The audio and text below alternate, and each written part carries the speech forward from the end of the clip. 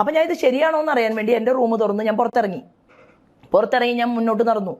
ഞാൻ മുന്നോട്ട് നടന്നപ്പോൾ അവിടെ മന്ത്രി രാധാകൃഷ്ണനും പോലീസും ഒക്കെ നിൽക്കുന്നുണ്ടായിരുന്നു. അപ്പോൾ എനിക്ക് അദ്ദേഹത്തെ പണ്ടും അറിയാം, ചേലക്കരക്കാരനാണ്, ഞാൻ വടക്കഞ്ചേരിക്കാരിയാണ്.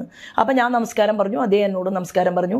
തൊട്ടപ്പുറത്താണ് ജയരാജൻ്റെ മുറി, ജയരാജൻ പുറത്തിറങ്ങിയിട്ടില്ല എന്നുള്ളത് എനിക്ക് മനസ്സിലായി. ആ റൂം നമ്പറുകളെല്ലാം കറക്റ്റായിരുന്നു. പിന്നീടാണ് വിവരാവകാശ രേഖ വെച്ച് നമ്മൾ റൂം നമ്പറുകൾ എടുത്തത്. അപ്പം ഞാൻ പറഞ്ഞത് ഏതാൾക്കും പരിശോധിച്ചാൽ അറിയാം, ശോഭയുടെ മുറി ഇവിടെയായിരുന്നു, മന്ത്രി രാധാകൃഷ്ണൻ റൂം ഇവിടെയായിരുന്നു, ജയരാജൻ്റെ തൊട്ടപ്പുറത്തായിരുന്നു. അപ്പോൾ ജയരാജൻ പറഞ്ഞത് ശരിയാണ്, എനിക്ക് കടന്നു വരാൻ പറ്റുന്നില്ല, റൂമിൻ്റെ മുന്നിൽ അവരുണ്ടെങ്കിലോ. അപ്പോൾ അങ്ങനെ വളരെ വ്യക്തമായി ഒരു സ്ത്രീയോട്, ഒരു പൊളിറ്റിക്കൽ ലീഡറോട്, ഞാൻ 5 പേരിൽ ഒരാളായിരുന്നു ഇന്ത്യയിൽ ആളുകളെ കൂട്ടാനും മെമ്പർഷിപ്പ് ഡ്രൈവിൽ പ്രവർത്തിച്ച ഒരാളാണ്. എൻ്റെ കൺവീനർ എന്ന് പറയുന്നത് ശിവരാജ് സിംഗ് ചൗഹാനായിരുന്നു, മധ്യപ്രദേശ് മുഖ്യമന്ത്രി. ഞാൻ കോ കൺവീനറായിരുന്നു. എന്നാൽ മൂന്നിലധികം തവണ ഈ കാര്യത്തിന് വേണ്ടി പരിശ്രമിച്ച ഒരാൾ ഒരു സ്ത്രീയെ കേരളത്തിൻ്റെ പൊതുസമൂഹത്തിൻ്റെ മുന്നിൽ എന്നെ മാനസികമായിട്ട് വേദനിപ്പിക്കാനാണ് ശ്രമിച്ചത്.